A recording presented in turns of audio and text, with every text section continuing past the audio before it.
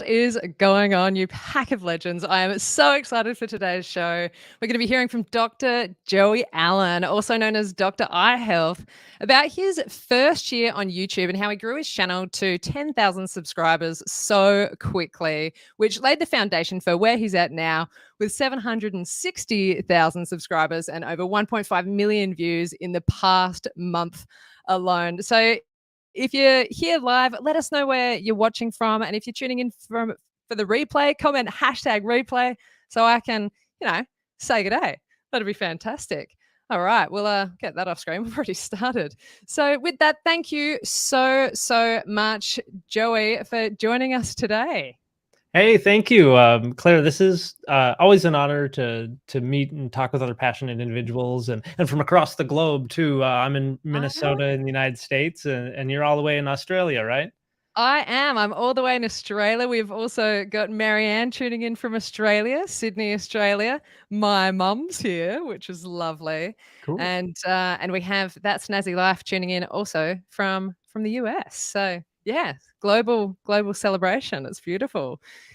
Yes. So thank you so much for joining me today. I have been so inspired by hearing about your journey on YouTube and what you've been doing and how you've been doing it. And yeah, really excited for this chat today. I've got a bunch of questions lined up that I'm going to ask Joey. If anyone has any questions while they're watching, pop them in the chat as always. And yeah, so to get us kicked off, Joey, what was your inspiration to start your YouTube channel? So there's several different inspirations. I think early on, as an eye care provider, I was practicing, and almost every doctor faces the same challenge. We don't have enough time in the clinic. I want to explain to my patients what is going wrong with their eyes, why they're seeing things the way they are, what the treatments are. And one of the bigger things is a lot of people come in, they come in just thinking they're going to get a prescription for glasses and that's it, or contacts or something. And then I would say, no, you likely have this disease. I need to have you back to do additional testing. We need you to start this treatment.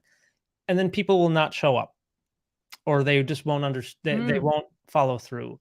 And so I was like, I love teaching, and I wish I could spend a full hour explaining to my patient what glaucoma is or keratoconus is or some disease.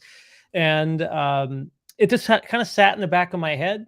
And then one night I was watching a cooking show. It was a rerun of an old show from Elton Brown. He had a show called Good Eats. I don't know if you've ever seen that one. No. But he kind of had a little bit of he didn't just teach you, oh, let's cook this dish. It was, let's talk about pickles and like the historical significance of how people invented pickles and started pickling. And then you'd go into like the scientific explanation of what's happening with the vinegar and the spices, like scientifically what's happening. And I was like, oh, I love this. Like, I don't like just knowing how to make pickles. I like knowing why and the history behind it.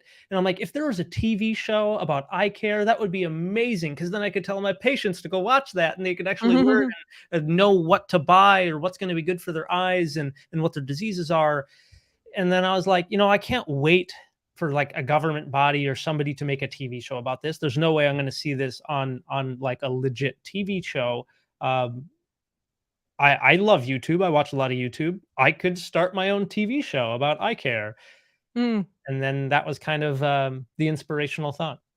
It's so amazing. I would love to play just if it's okay with you, a clip from the beginning of your very first video. Oh no. because the reason why is because we both subscribe to Sean Cannell, and I think a lot of people who are going to be watching this will as well. And he always talks about how your first videos are going to be your worst videos. But Joey, your first video is actually it's pretty good. I have to say, I reckon it's pretty good. Thank you. I also I really like the opening screen of it. So there it is, you and your sunnies. Long curly hair. Oh, it's fantastic, and a big beautiful studio. It almost looks like this is green screened. Oh, that's the clinic where I worked at. Yeah, yeah. Yeah, That's so I awesome. would go on in the weekends and shoot all of my videos on the weekend when I was done with patient care. I'd pull out all my camera gear and set it up and figure it out, you know? That's so good. So, this is your this is your very first video, or have you removed some earlier ones? No, no, that was the very first video that ever got posted to the channel officially. Wow. Okay, so here we go. So are you thinking about buying new sunglasses and not sure what to look for? Well, today we're covering my 5 best tips on what to look for when you're buying your new shades. So let's take a look.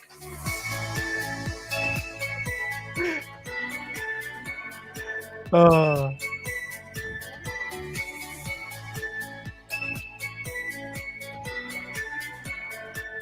Hey guys, this is Dr. Allen from Dr. Eye Health, bringing you the very best in tips. It's so good. It's so good. I love that you like obviously you've grown and developed as a content creator in a long way, but like that's a lot better than that's a lot better than my first video. Let me just say that.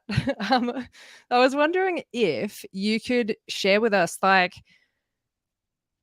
how much work did you put into learning about YouTube and how it all works and how to put a video together before you actually launched that first video? Yeah. I was gonna say, yeah, people don't see all the work and the kind of Mm. the pain and anguish that went before that video was launched. Uh, so I put in at least 6 months worth of research, practice, learning before I posted that first video. And I actually don't recommend that. Like I know, like you mentioned, Sean and other people who teach and coach on YouTube, they always say, no, you need to just start now. You need to practice now. You need to get comfortable Mm. on camera. And those are skills that you definitely have to, again, learn and develop. And you learn best just by doing it. And, you know, being kind of fearless and laughing at your mistakes. But for myself, I was and still am very self-conscious about what I made and put out there. And I was really nervous because at the time, like my niche of eye care wasn't really a thing. And I felt like I was being an ambassador of my profession to the world. And I felt like I needed some level of production value, of presentership or something. And so I was never trained in cameras or editing, lighting, even public speaking, um, and certainly not. And I just didn't know what I was doing. So it took me like 6 months to kind of formulate even the basics of what I wanted it to kind of look like, sound like. The animation there at the beginning, Mm. that took me like 2 months to put together because I had to like find a file, buy it, learn Adobe After Effects, adjust it, make up a logo. You know, like I made all Yeah. that up using Canva or something. Insert the logo into the animation, find music, buy the music. There's a lot of just getting that feel that I wanted. Mm. That was, you know, and very much so was just a even at that point was just like, you know what, let's at least have something. Maybe I'll change it in the future, but at least I have something to start with. That Which was you haven't changed that. Is that's still your logo, isn't it? the animation. I've shortened it a little bit, and Yeah. I've been looking, in fact, to look to pay somebody to make me maybe a newer, shorter version. Um, but I don't know. It's good and it's enough. Yeah. No, it's not It's good a enough. Like it's par standard. It's good and it's enough. So yeah, it was a pretty solid start, I would say. Yeah, I know like there is do you feel like you like the reason it took 6 months to do it, did you feel like you were experienced that like Sean talks about the analysis mhm. paralysis and stuff like that? Did you go through any of that in the beginning? Oh, tons at the beginning and tons still now. It's Yeah. it never changes. Yeah, I yeah. I might be, that has definitely gone through waves. You'll have waves of it where you overthink things, you take yourself almost Yeah. too seriously, and so I still battle with that quite a bit. Yeah. Oh, there's a lot of that, isn't it? So, yeah, I know with being a performer and like going on stage, it's like in the beginning I thought, "Oh, I can't wait till one day when I don't feel nervous about this thing that I'm about to do." and you realize as you keep going, oh, this is just part of it. And Yeah. like Do you this still is like stage perform? I'm just curious. I did a play a few months ago for the Melbourne Fringe Festival. That was fun. Cool. But yeah, I do bits and pieces as it comes along. It's good fun, and then I get to perform on here once a week, which Right. is awesome. But yeah, it's so interesting that you say that feeling of analysis paralysis has not gone away. As someone who has, I think everyone in the chat probably views you as someone who has had a pretty significant amount of success on YouTube, and you're still feeling that way. That's really interesting. Yeah, I think a bigger question is, especially like you pointed out, like some people do, even in my profession, people say you've had so much success, like on YouTube, and it's tough because I personally, on a very personal level, don't necessarily feel that. It's tough to really put what a definition of success is to me. Hmm. Everyone has a different concept of what that means. Um, and I'm honestly just very thankful. I have a lot of gratitude just that I've been able to help so many people around the world. Like there's amazing comments that people have left on my videos, uh, and just seeing the sheer number, I'm just like, even for something as simple as learning how to put contact lenses in, I'm just happy that someone's learning it the right proper way and not just from Mm. like a 12-year-old in their basement. So like there's or Yeah. I've always remind myself, if there's one person who did go in, saw their doctor because they finally saw that video where I'm telling them, no, these symptoms that you're experiencing are serious, you really need to Mm. go in, and that saves their vision, like that makes me feel much better. And Yeah. Well, so that was what made me reach out to you. Was I had a meibomian cyst. I don't even know if that's how you say it. Is that right? I think what you're talking about is what's called a chalazion. Yes. I think they interchanged those names Yeah, I here think or something. I would think meibomian cyst would be, it's not technically a cyst, but it well describes it pretty well. Yeah, yeah. So Chalazion, I watched one of your videos about like warm compresses, Yeah. and it was I'm sure my mum is very grateful because she also told me to go to the doctor. But yeah, you also told me to go to the doctor to make sure it wasn't anything more significant. So I mean that, and then I was like, hang on, I should ask this guy if he'll come on my channel and chat about his incredible journey on YouTube. So yeah, here we are. Bloody beautiful. It's And thank you. awesome. Oh, so nice to have you. Oh, so nice. So I wanted to ask, like, going back to the beginning, how did you know what to make videos about in the Mhm. beginning? In the beginning, I really had no idea.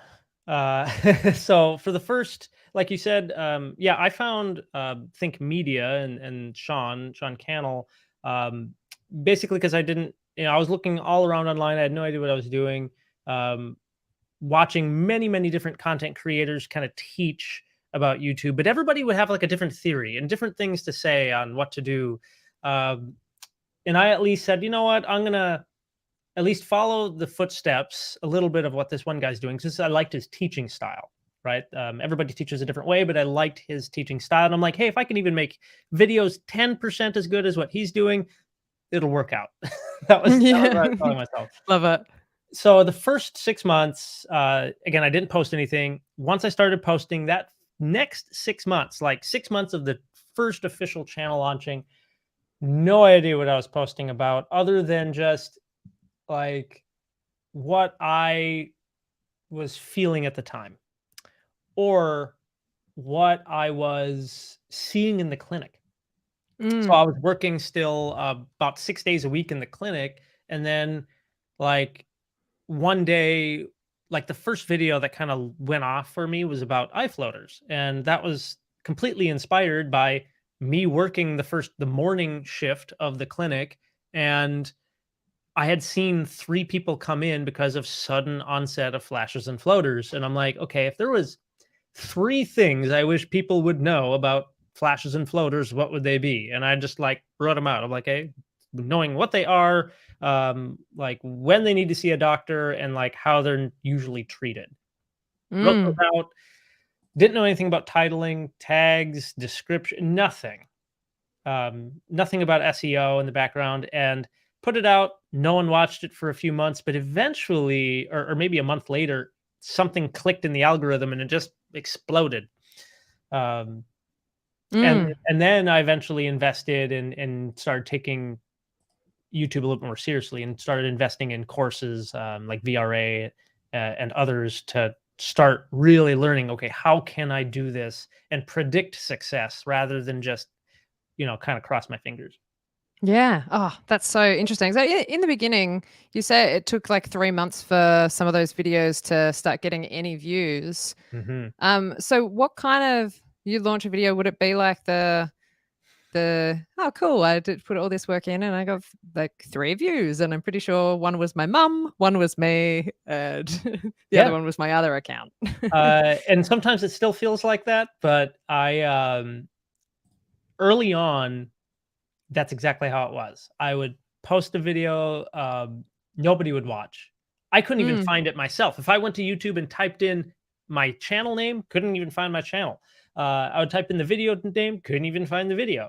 I would share it on social channels. And yeah, my dad would watch. Maybe my best friend would watch. In fact, I know my best friend watched. He's watched every single video and he likes and comments on every single one. That's awesome. And it was hard to even get my staff at the clinic to watch. Like, it was either hard to find or they didn't care, and that's what it felt like. It was very hard.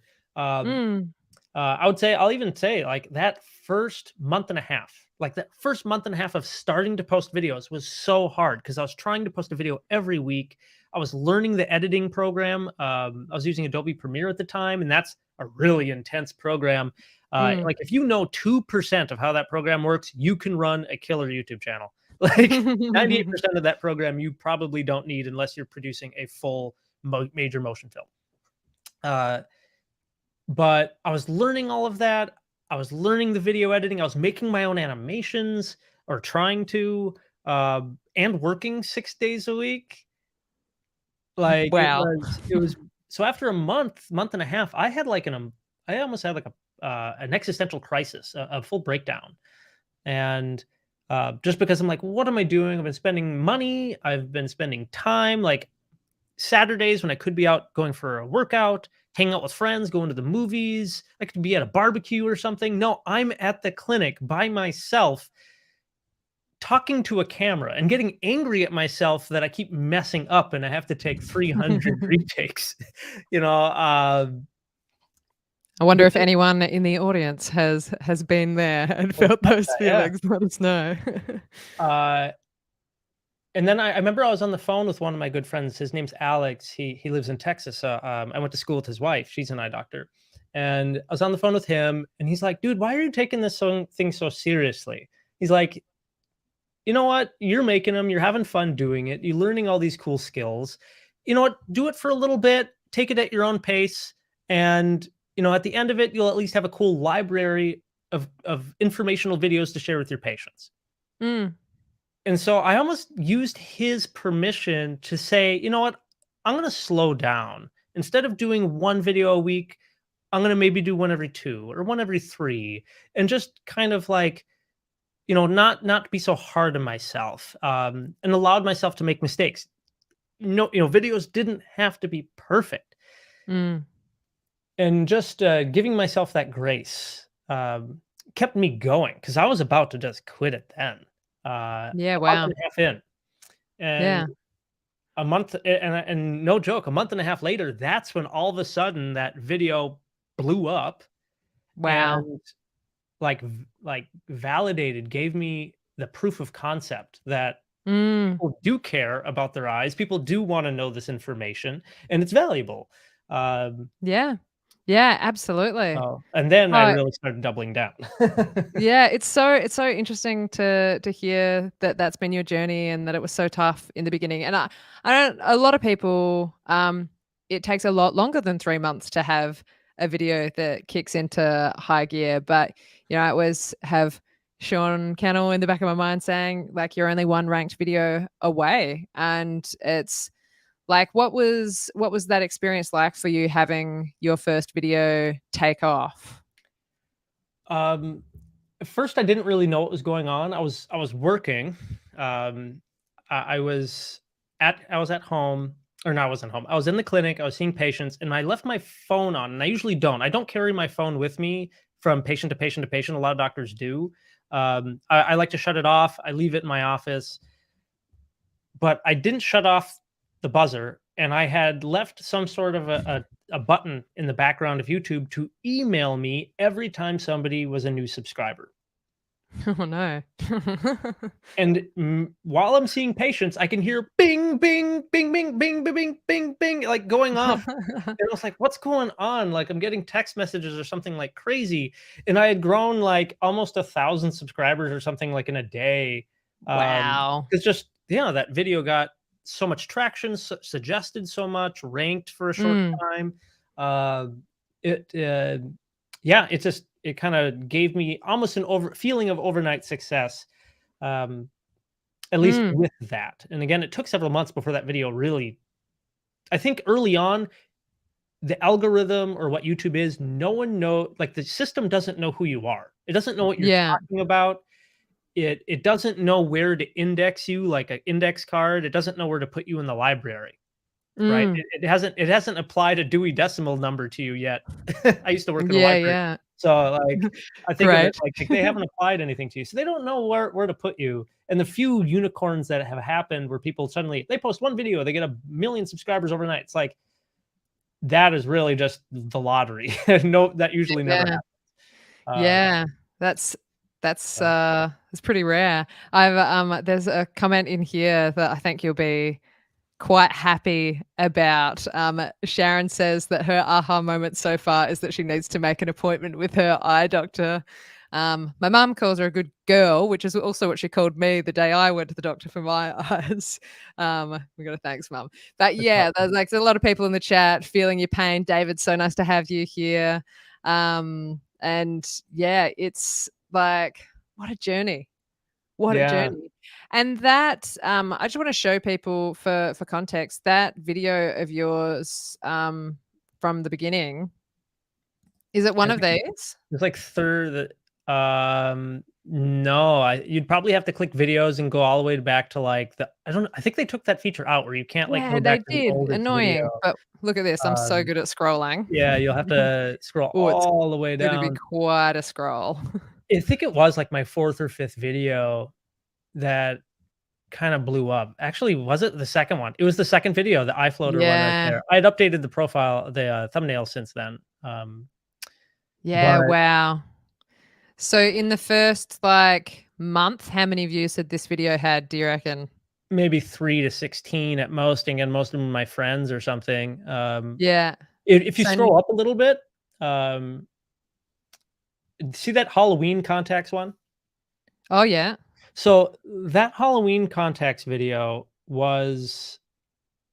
I posted that video the same weekend that floater video exploded. So it was from July when I posted the floaters video to about Halloween weekend of that year. So yeah, about 3 months before that video blew up. So that's so cool.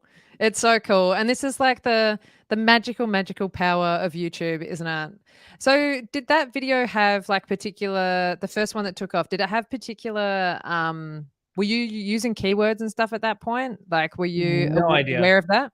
I kind of had an idea. Like I would just be like tags, what tags? And I would look up somebody else's YouTube video. I think it was Daryl Eves or somebody who was talking about what he puts in his tags. And so I just thought, you know what? I try to and I still do this today. I put myself in the shoes of like, who is looking for this, right? Because I know a lot of people around the world are using Dr. Google. Excuse me.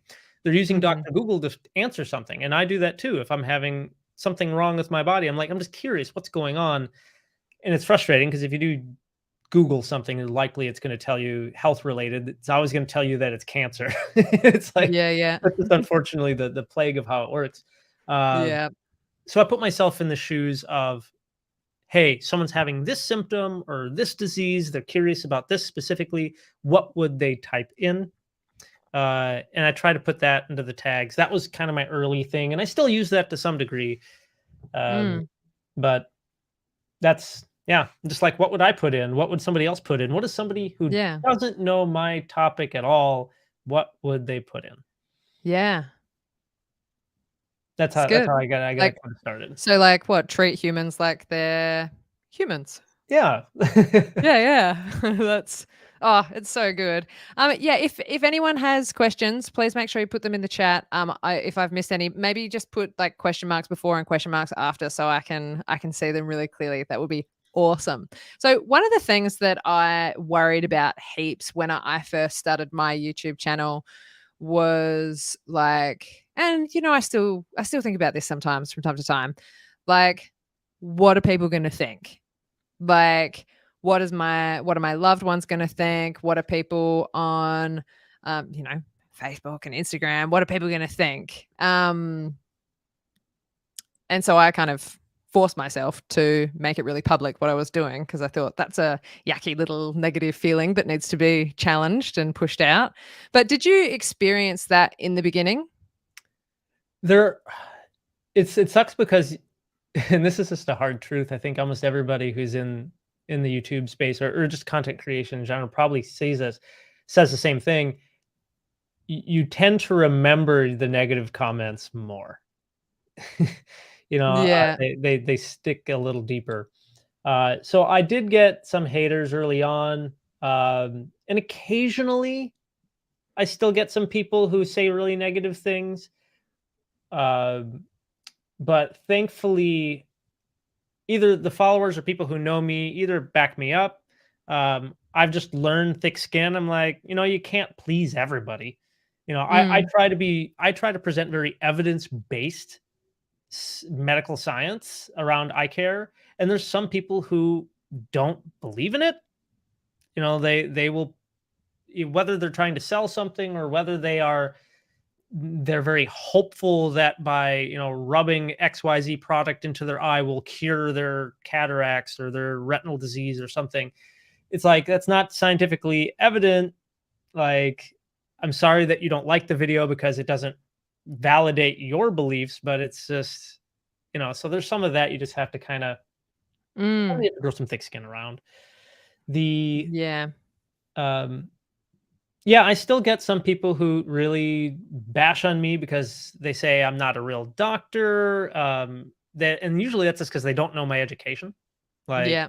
in the United States, and depending on where you live, optometry is just as like, where our education level is extremely high in medicine and practicing surgical techniques and doing injections and prescribing medication and managing diseases. And then in some countries, an optometrist can't do those things. I don't know about their education level, but like, politically, they're not allowed to prescribe medications or give treatments, or order x-rays or MRIs. But that's part of our education and part of my part of what I do.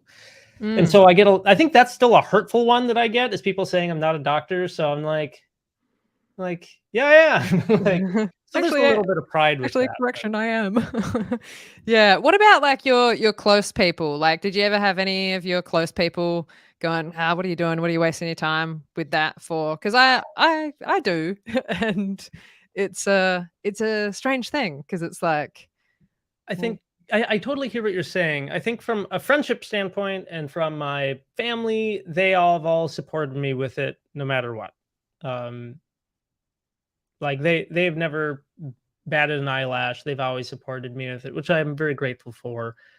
My colleagues, and that was a fear I started off, and I still to some degree have. I feel more validated now, but early on, I was really worried what my other eye doctors around the world were going to think about me talking about eye care, sharing. I don't know if they cared about sharing secrets of the industry. I'm like, whatever. People should know these things. In fact, there's some things I haven't talked about, and I really think I should. But there is those thoughts and fears, like, are doctors around the world gonna not like me because of what I'm saying, or because maybe I practice a little bit differently, or maybe the research that I'm presenting is more up to date than the way they're practicing, and then maybe their patients are going to come to them and not think of that, so I think honestly I've held more fear that other doctors are going to reject me than Yeah, yeah. other people. So That's interesting. I have kind of had that feeling with like other performers, like, oh, people are gonna think I'm like, oh, what is she doing? Or whatever. It's like, um, but yeah, I guess I it's like keeping the viewers front of mind is a very, very helpful thing. Like if you're helping people, who gives uh Yeah, and I applaud you you know. for just being you and showing up and doing what drives you, and that you have some passion in you. There's a part of you that's very passionate about this. Otherwise, you wouldn't be here. You wouldn't be sharing this information. So, Oh yeah. I and, love and it. I applaud you for It's just so having fun. the courage and time and passion to set this all up, so we can talk Oh, and share thank this you. information. Thank you. It's so lovely, and I'm finding it so helpful. It's so inspiring and wonderful hearing your story. We have a question that's come through from Marianne Cresp, which is very similar to a question I had prepared. So this is Cool. fantastic. Marianne says she's new to your channel, Dr. Eye Health, but do you do YouTube full time now, Joey? If so, do you have a team that helps with your videos? Um, so I still practice. I practice 2 days a week in the clinic, and it's something that I don't know if I'll ever stop practicing, just because it keeps me sharp. I do enjoy patient interaction, and I have students at our clinic, and I like to teach. So I Mm. find that I learn the best when I can teach, because if I can't teach something to to not just my patient, but my students, then I clearly don't know the information well enough, and I need to go back and study it myself. So Yeah, uh, yeah. it makes me better. Um, so I work at least. I want to say I only work 3 days a week on YouTube, but the reality is I do YouTube nonstop. And for somebody I still only put one video out a week. It's just a lot of thought and meditation and the creative process. It takes a lot, at least for me. It takes a lot of energy for me to plan videos, to shoot videos, to get through the analysis paralysis. Uh, Up until this last year, the beginning of 2022, I had basically edited every single video myself, for the most part. Wow. And then this year, I started hiring a part-time editor to help me. And I still occasionally will edit my own videos, but I find that helps me a lot, just Mm, because editing can still be a time sink. The fastest I've ever edited a video was 4 hours. wow. That's Otherwise, pretty most impressive. videos are 6 to 10.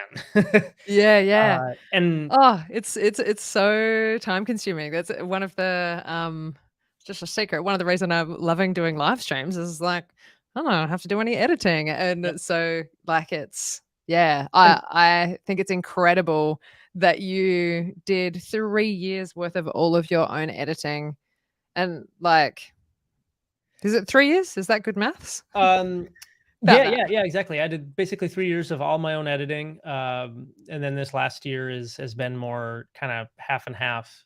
So I Mm. also do videos for another platform outside of YouTube called iTube, which is iTube. itube.net. It's a doctor training site. So surgeons and optometrists share techniques and medications. And I basically host the same version of my YouTube show, Dr. Eye Health, except it's more geared toward doctors. It's more about like, hey, here's the challenges of this medication and the side effects of this new medication that's coming out. And this is what the research study says. So it's kind of the same thing, same feel, just I only do once a Mm. month over there though. It's fun. Yeah, wow. Sharon, that's Snazzy Life says, that's really refreshing to hear 4 hours minimum time. Same here. And Marianne has a follow-up question. Do you batch produce? Thank you. I try to batch produce. Mhm. I say try because I find it's difficult. Uh, um, and honestly, one of the difficult things I've had with batch producing is I've written the video so well in my head that if I do batch produce, by the time I get to the third, or like let's say I shoot 4 videos on a Saturday, by the time I get to the third or fourth video to edit, I've like lost what I had envisioned, and I've totally like rewritten or re-envisioned the video for the third and fourth video. And so Mm. I don't feel like either A, those videos turn out the way as good as what I had imagined them, or I'll end up saying, you know what, this isn't good. I'm going to scrap it. I'm going to reshoot the videos. That's probably Yeah. the saddest thing on the channel is that I look at that. I'm like, there's 200 some videos. I've probably shot in 400 to 500 videos. I just was unhappy with them. So I scrapped them and reshot them, Yeah, right. which isn't a What's good thing to do. But what's your process like for recording videos? Do you script the whole thing, or are you like improving it? Are you a dot pointer? What's your process like? it's changed, and it's not super consistent. I find that if I do bullet points, like on just a note thing, and just be like, okay, the next part is I got to talk about the tear film for dry eye. I think it comes off a little bit more authentic, but I also am a rambler. So if I do that like on a live stream here, I could just ramble on about dry eye and just change topics, and it just goes all over the place. I have scripted my videos, but if I script it, I have a hard time because I have a teleprompter now, even though I've never used it for a video. I've used it for a couple other projects. And it's a whole other skill. Using a teleprompter is a whole other skill, and some people do great with it on their YouTube channels. I haven't yet figured it out yet. Or I'm not even sure if I'm going to continue using it. But I would script it out. I would like read the next paragraph, practice it a few times, and then think of the camera as my patient or my best friend. And so that way it's not just like me memorizing and reading off what I've memorized in my head like a zombie. It's like I'm trying to have true emotion toward the person I'm talking to. So I often picture one of my best friends, and talk to the camera that way, and then with the hope that that emotion comes through to the person watching. Yeah, I think that's so helpful. The idea of imagining a specific person, like rather than just, oh, there's my Sony or whatever. Like it's yeah, that's awesome. Yeah, I when I was recording videos earlier on in my YouTube journey, I teleprompted everything was read. And like I said to you before we got started, I thought that those videos were really good. And watching them back, like I'm glad I did them. I learned so much from that process, but didn't necessarily sound like a total human. Right. So it's true. I think there's some value to teleprompter. I know some other really successful creators who use teleprompters, and it's a whole other skill in itself, because if you are just reading word for word, even if it's written in your voice, knowing the inflections that you have, and just normal conversation, the mannerisms, eye movement, people pick up when something's off. It's just, you can tell that something doesn't seem genuine. And that authenticity, that genuineness is going to come across, because that's how we speak, that's how we communicate, and you're more likely to get people who really like you for you. I think that just comes across that way better. Yeah. Even as an extra tip, Brilliant. This is just a total side tip, even for thumbnails. I got to the habit. I started listening to it was a podcast with it was with a model, and they were saying how like you can't just go to a photo shoot and just pretend to have emotion. You need to like put physical emotion in yourself, and that comes across on through the photo. And so I started doing that with some thumbnails. I started like, I'd set the camera, it's going to beep in 3 seconds. And I would physically think or imagine myself of a time in my life where I had that same emotion of curiosity. It's not just me going, huh? It's like me being like, no, seriously, like what is this cool thing? And then I hope that emotion, maybe like whether it's in my pupil dilation or something, comes across just a little bit more. Yeah. Oh, that's really, really wonderful advice for thumbnails, and is very, very similar to like my experience as an actor. Like, you can't just like pretend.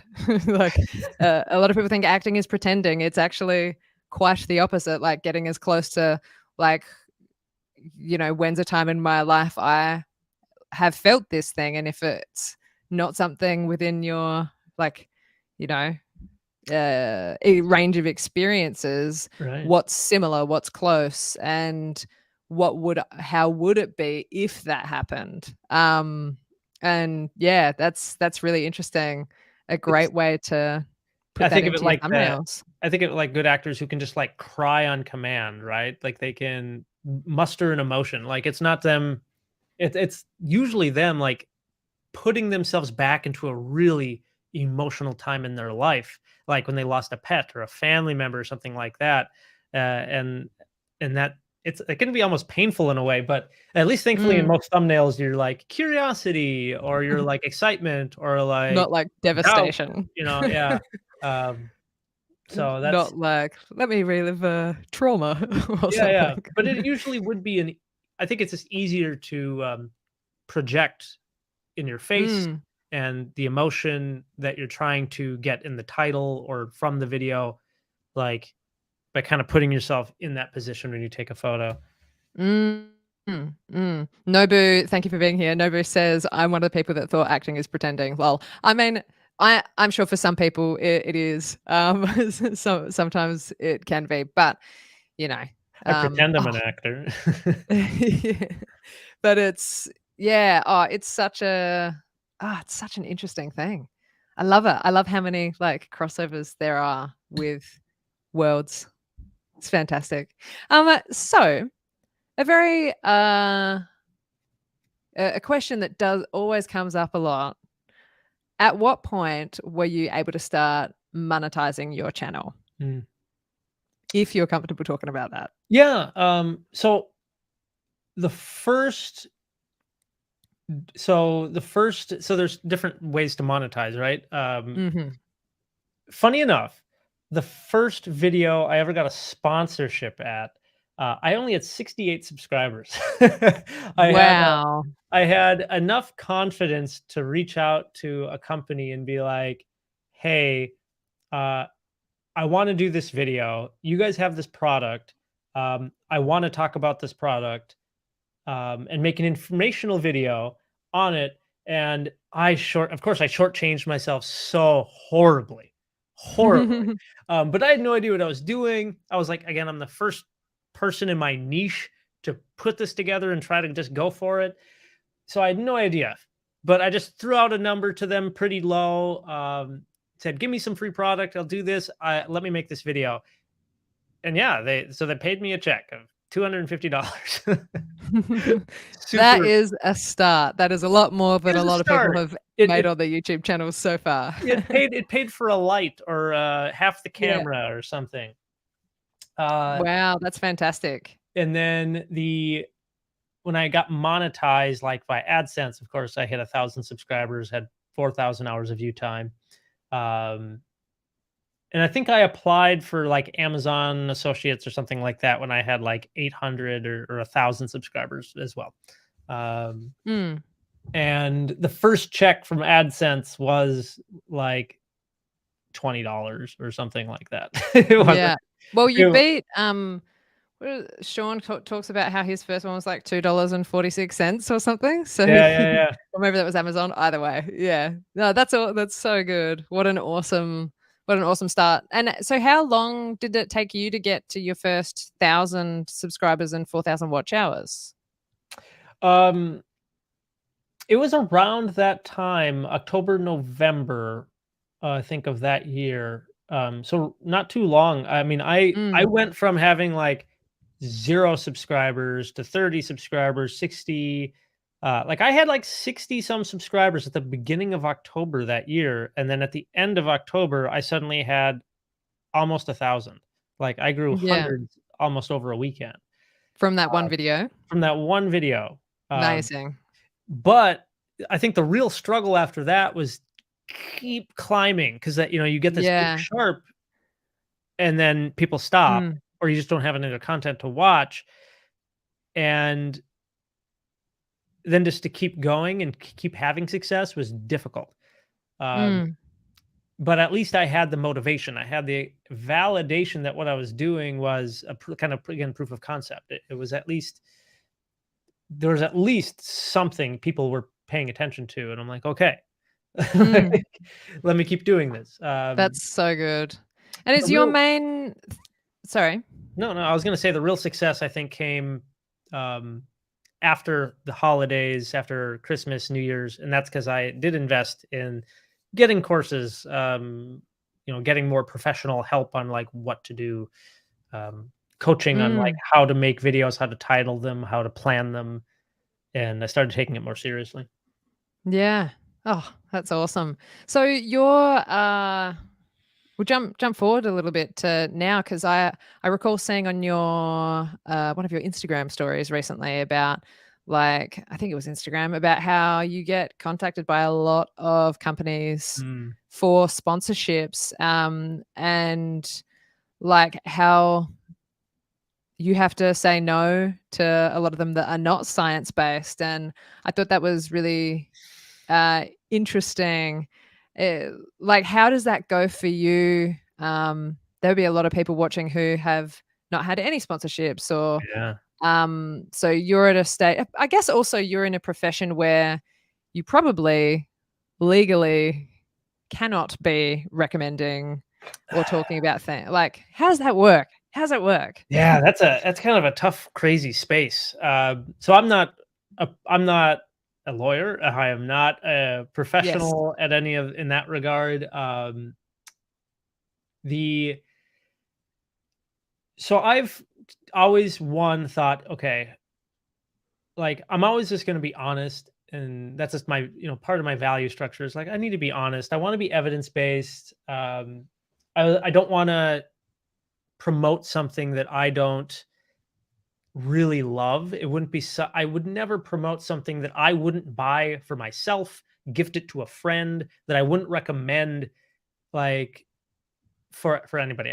I just can't. I couldn't live with myself. And I got close. A company was willing to pay me a good amount of money and I was following through with it, and then I had that kind of realization. I was like, I wouldn't buy this I wouldn't buy this and gift it to a friend for Christmas. Like, I would buy something else Mm, for them, a competing product. And I was like, immediately I wrote to the company, said, I'm sorry. Like, I don't like to go against my word, but I realize this is not good for me. And if it's not good for me, it's not good for other people. It's going to come across that way for that company, and it's not going to be good for that company. So I actually broke a mm, contract. Thankfully, there was no legal ramifications of breaking the contract, but um, that was kind of that. I felt good that I kept my ethics in check.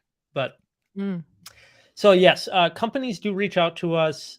A lot of them we turn down either because like they want us to promote like some product that's just not like that either isn't good quality, or again it's just something I wouldn't recommend, or I don't feel it's my place to have an advertisement for that.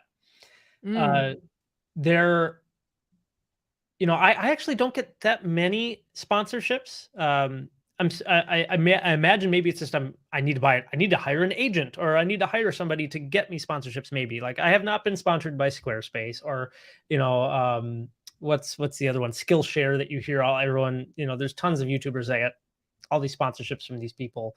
Um, like I don't have companies that are coming out to me for that, right? At least not yet. Uh, mm. but I've been more recently kind of honored in a way that a company that's not related to eye care has reached out to me. Uh, and funny enough, I've been using their products for 6-7 years and love their product. So I'm like, whoa, Yeah. why would this be a no?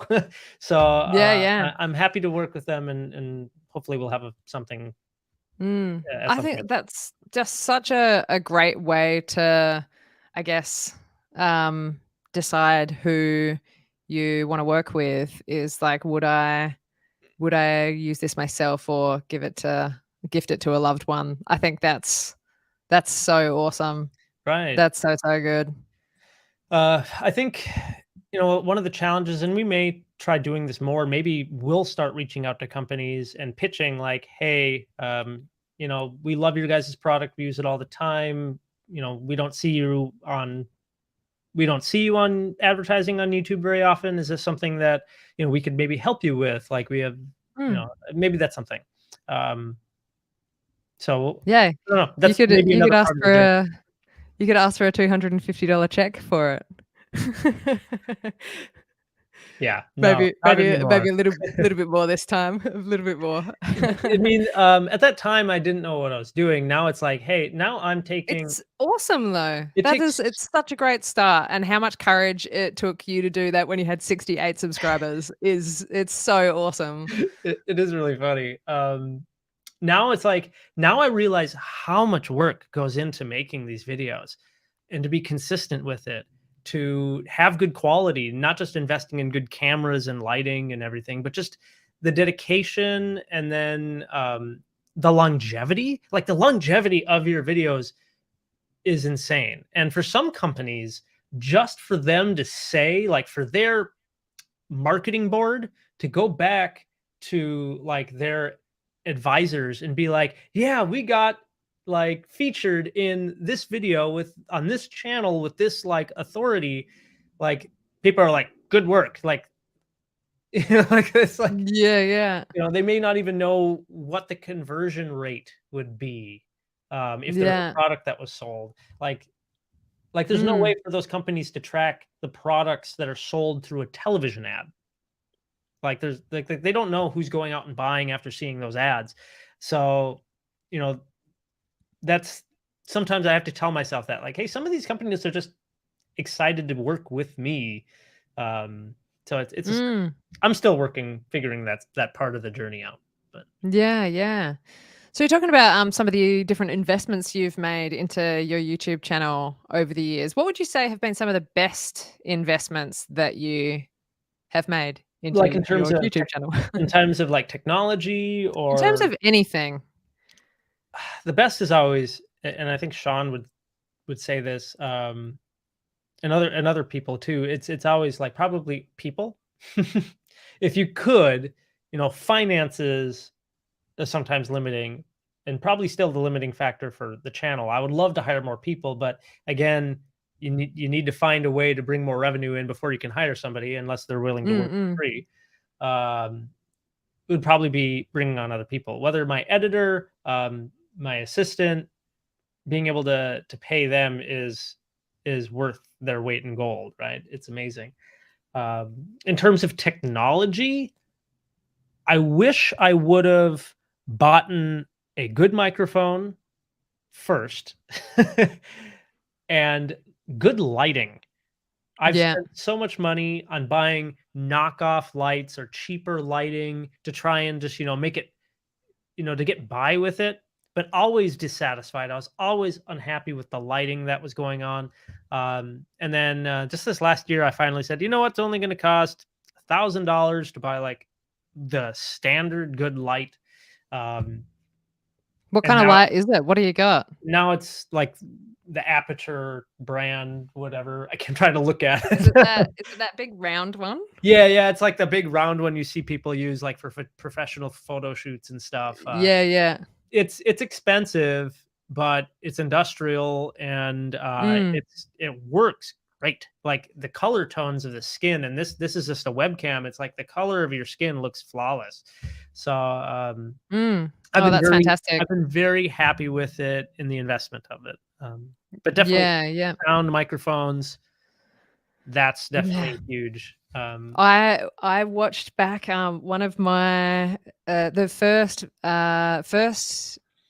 interview I did with Terence Fisher. If people want to go back and have a little look at I that. think I did. I listened to that earlier today.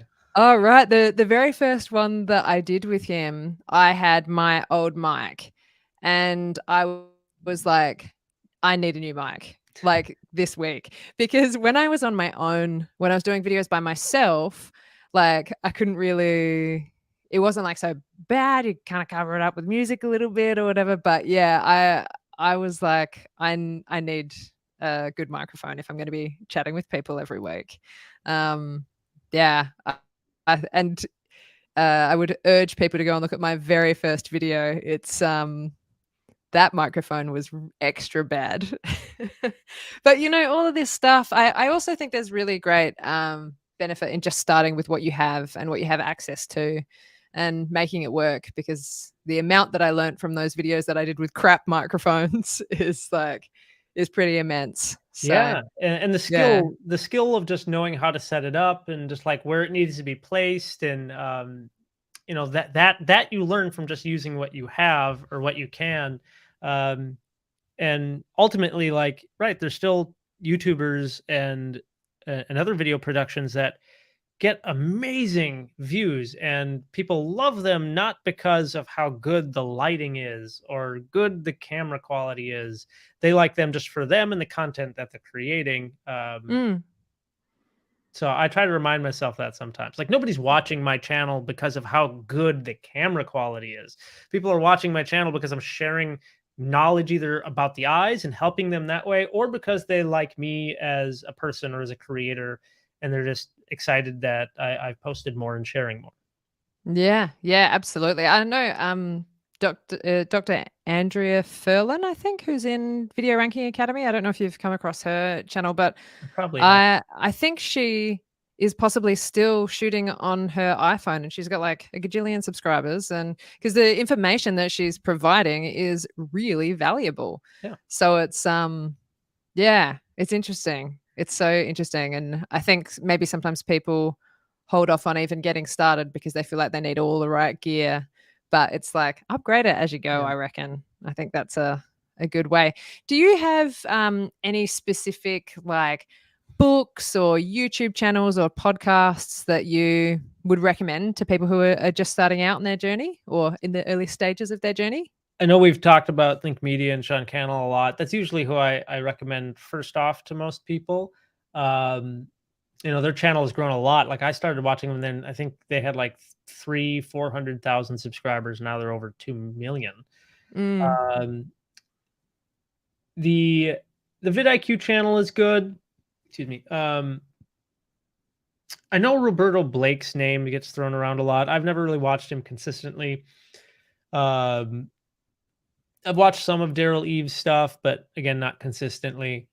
Um, as far as learning videography, color, if you want to get more into like gearing up, like really leveling up your film quality or what cameras to, those sort of things. And that's something that I've always wanted to get better at. I watch these other YouTubers like Peter McKinnon. I'm just like, how does his videos look that good? How do they look crisp? How is the animation done?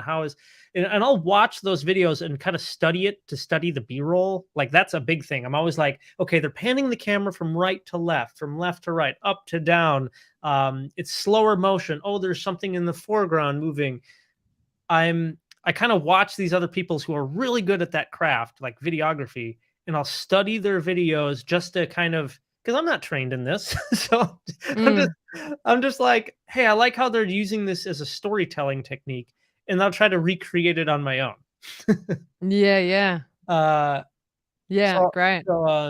there's a couple of creators that are all like in that same niche of videography. Chris Howe, Peter McKinnon, Matty Hoopla, like, they're all friends too. They're all like, they all have kind of the same style. Uh, Yeah. but I like watching those creators. And then Gerald Undone. Have you ever seen his? I love his intro, makes me happy every time I hear I it. haven't seen it. Uh, What's his name? I think it's called Gerald Undone, but it's Oh, like, Gerald Undone. yeah, he Yeah, does like yeah. camera reviews and things like that, or breaks down other people's YouTube studios. But the beginning is like dun dun da da da dun, and then something he's crazy, and then he always opens up with a comment that somebody else like commented on the previous video or something. So Yeah, yeah, that's awesome. it makes me happy. That's great. I don't know So the so guy, when you're but watching people's videos, you're kind of analyzing how they're doing, what they're doing, not necessarily the and content itself? it kind of, it's a double-edged sword in a way. That's how I think I've really leveled up faster, was just because once I understand, oh, this is how they're making videos, like, I started just analyzing, oh, they're not actually saying this because that's who they are. They're saying it's because they're using it as a marketing tactic. Mm. And once you start thinking that way, either like, why are they saying this way? Why are they doing this call to action? Once you start learning that, you're like, you just see it everywhere. In fact, it's one of the reasons why I personally don't like Instagram or TikTok, because I don't see authenticity. I just see marketing. That's Yeah. all I see now. And it makes me feel kind of sick. Yeah. Yeah. And so I personally, like, if you watch my stories and whatnot, I try to get away from that. I'm literally just me sharing a thought or something funny.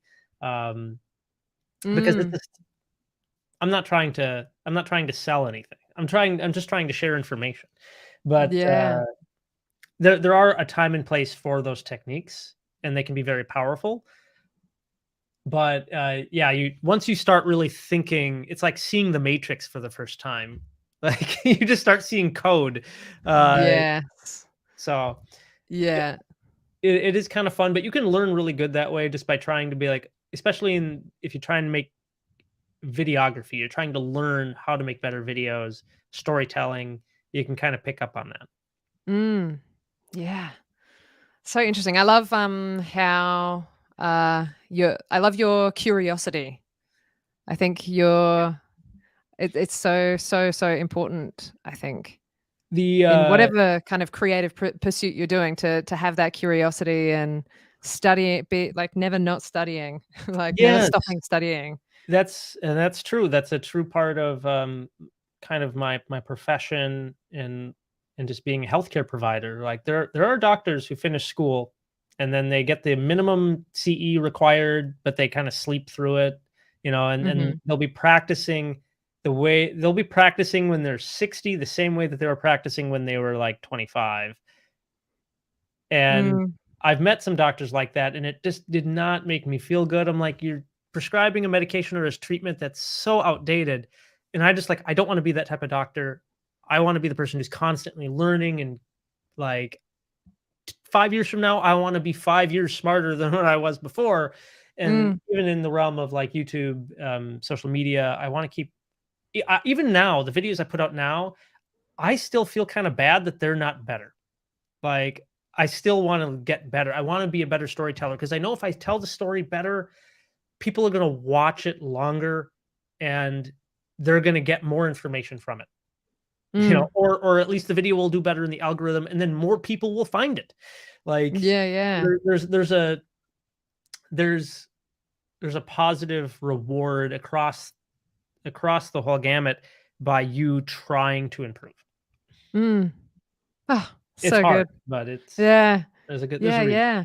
And I think, like, when who was it that was saying the other day, like, when once you feel like, cool, I'm done, I'm good, Yeah. everything's great, then you're probably in a really bad place. Yeah, Like, if you're if you hit the level of contentment, you're actually, like, really far behind. yeah, it's a not a good place to be. Yet we kind of seem to be always striving for, like, wanting to feel content with things. But yeah, that curiosity just keeps it going, keeps it improving. It's Yeah. so interesting. What have been some of your we've touched on some of them. What have been some of your biggest challenges as a content creator? Um, I know you said there before we started some yeah. of the things you were worried about in the beginning or got upset about in the beginning are still lurking. So, and we kinda touched on it, like, early on, after starting the first 4 or 5 videos I did have kind of an existential crisis, kind of a breakdown of, like, "Why am I doing this? Um, People aren't watching. This is not what I expected." It takes it takes a lot of time, a lot of effort, a lot of dedication, and you get a lot of self-doubts, and you get a lot of just, it's easy to get low on yourself and discouraged. And it stinks, because I still face that today. Like, people will be like, "Oh, but you've got so many subscribers." It's like, it doesn't take away the problems, the struggles that you have. Uh, there's if you are not enough, if you don't love yourself as a person, as a creator, like in your soul, without YouTube success, then YouTube success will not give that to you. You will not find true love and friendship through 1 million views and 1 million subscribers. So, like, you have to know why you're really making content. And like, and I'm still kind of exploring that, trying to figure that out. And so, and I'm not the only person who says this. I was, oh wow, I can't talk right now. I'm not the only person who said this. I've heard other YouTubers say it, like people who've had 10 million subscribers, and they're like, yeah, like I'm miserable or I'm still struggling. Like for example, myself, I'll have a video that'll do really well. It'll rank 1 out of 10. You'll see the algorithm take off and it's getting hundreds of thousands of views within a week or something. And then I'll make another video the next week and I'll get 2,000 views. Like, and you're like, what is going on? Why? Like, do people not like me? Do people not like the topic? Was the video bad? Like, is it, you start having all these questions and doubts in your head. And if you make the mistake of putting your value, like you as a person, if you put you as a person, you put your success of YouTube on you as a person, it's a recipe for failure and for misery. Like, YouTube may be a job. It may be a hobby, and it may be a great thing to like be a part of your life and to help people and build community, all of these things. But like, if you just make your whole life about that, like that's kind of that's the same struggle I had back then, and it's the same struggle I'm contemplating and still struggling with now. So that's maybe a little bit of insight into this, like the struggles of being a creator, trying to make ends meet. Interesting because I feel like a lot of people, like you said, would look at what you've got going on and go, wow, like that's like, how could you not feel awesome about that? But yeah, it's very, very interesting. So how do you, let me know if it's getting too personal, but like, how do you process that as an individual? Like, because this is such a common theme across all of humanity, I think, like to a certain extent. So many people feel these things and struggle with these things of like value and self worth and stuff like that. That is, yeah. One, I see a therapist, I see a coach, a therapist, mental health provider. That I think is incredibly valuable. I try to journal quite a bit. Yoga, meditation has been a huge part of my life since I was in college. I'm trying to do more of that. Getting out of my head, you always feel better after you exercise or build up a sweat.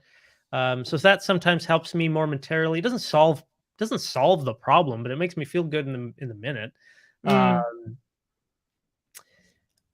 Right now, even I'm like contemplating like early on in the YouTube stage, like I tried really hard to put out a video once a week. And I think if you're going to take YouTube seriously and you want to make it a career, I think it's good to do that. But like early on, I needed to take a soft break. I needed to slow down, and really like take my own time with it. Right. Not everybody, learns an instrument overnight. There's some people who have just like that genetics or skill, they can do that, but most people can't.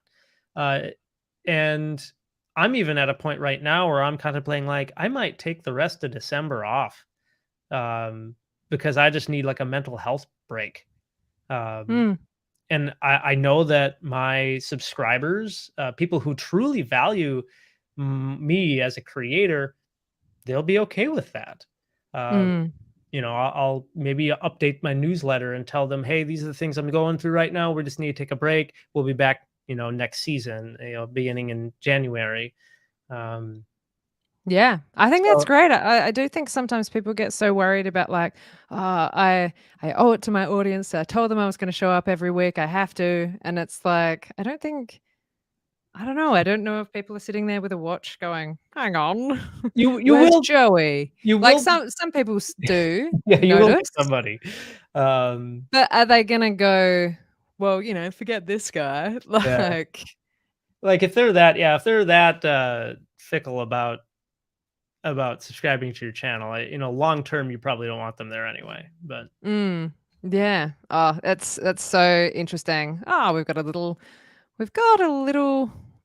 pornography spam in the chat. We'll get rid of that. That's not what yeah, this is about. that's just the issue with YouTube in general, right? They have a lot of it's a there. I get a lot of scamming comments on the channel, and, Mm, I try to hide them or kick them off, but as yeah. soon as you do that, you get 40 more. So Yeah, yeah. It's amazing how with StreamYard how quickly you can see it and block them, which is good. pretty nice.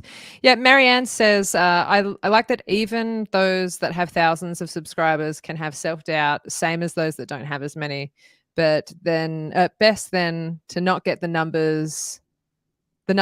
best then to not let the numbers get you down from the start. Yeah, absolutely. And I love that you said that you see a therapist, and like I do as well. I think it is so valuable and so important. And yeah, it's like it's a bit of a it has been in Australia. I think it's maybe a little bit different in the US, but in Australia, it has been like a very, very taboo thing. It was something that we heard about in the movies, therapy. Certainly where I grew up, it was not a thing, but golly gosh, it's so important. I've been seeing my therapist for over a decade now, and it's Wow, that's awesome that you so have that. helpful. Yeah, you have that relationship. That's incredible. Yeah, it's pretty special. It's so important. And I love what you said about like getting out of your head by doing some exercise or like, going for a walk, getting out of your if you're in a little studio or something, getting out, getting away from it for a bit, having a breather is just And so important. yeah, and I'll just give two things. One, I'll often work out before I shoot a video because it does help me get out of my head. I stop taking it so seriously, right? That analysis paralysis. I'm like, I just need to get this shot and done. I already have it planned out. Let me just go for a run for 30, 40 minutes, get a good sweat on, listen to good pump up music, come back. And now I'm just like, I got endorphins. I'm chill. Like that. Mm, So that's something that's helped me. And then I forgot the other thing I was going to say. It was something about that's a good one. counseling. It was something about counseling, getting mental health, and yeah, there's a lot of taboos historically in it in different cultures. My ex-wife was a mental health therapist, and she was amazing, and I learned so much from her. Her knowledge, and it helped me become a better provider in the eye clinic. Just being able Mm, to hear my patients and really understand what they're going through or how their vision and their struggles or just other things in their life are affecting them. Like it really, I think it helped me a better provider. And I always encourage people some of my best friends, they say, oh, I don't need a therapist. I have a good enough support structure around me. I'm like, your therapist is not your friend. I am not trained in therapy. mm, So they're not like your friends and your family are not going to ask you the same questions and push you the same way to grow as like a trained professional will. And every trained yeah. professional maybe specializes in a different subject. So uh, Mm, anyhow, so that's just like yeah. my support for people to try to talk to a professional about your. Yeah. Uh, Yeah. we live in a tough world, Absolutely. so Yeah, and like you said, your friends are not necessarily always equipped to deal with everything, but also sometimes it's like you just want your friends to be your friends and yeah. like not to dump on them all the time. Like obviously friends, good to chat with friends about stuff as well, but like to have a dedicated person that you are able to just spew your guts out onto. You should is- you should have like a recurrent section, a recurrent like subject that comes up on your channel that's like YouTube therapy, and you can bring on like Yes. a therapist guest to talk about a Yes. creator struggle, whether it be analysis paralysis or imposter syndrome or all these different things. Yeah. That's a fantastic idea. That's a fantastic idea. Yeah, because like I Um, guarantee you, everybody's struggling with something along these lines. yeah, absolutely. And people, I think, don't talk about it enough. That Snazzy Life says that when you move to New York City, they give you a key to your apartment and the name of a therapist. Gosh, That's I've never fantastic. lived in New York, but I hope that's true. That's so good. Well, my goodness gracious me, Joey. It's been so amazing chatting with you today and hearing your story and about your journey. Like it's so inspiring. I would love to know from people in the chat, like if you've had any particular aha moments today, as well as like knowing that you know need to go and see an eye doctor. That's a very, very good one. And what are you working on at the moment, Joey? Anything in particular that you would like to let people know about, or like where Um, people can find you? well, certainly, obviously, the YouTube channel. I'm trying to continue to make content there. I'm on Instagram, LinkedIn, even on LinkedIn. I go as my full name. I think it's on here on StreamYard. Um, but and I'm even trying to post some TikToks and things like that. So that people can always reach me on there. Right now, as a side note, I'm kind of working on starting a podcast. It's more for eye doctors, like it's interviews with other eye doctors talking about the issues that we face within our own profession. So unless there's eye doctors watching this, but that's something that will be coming out in the near future.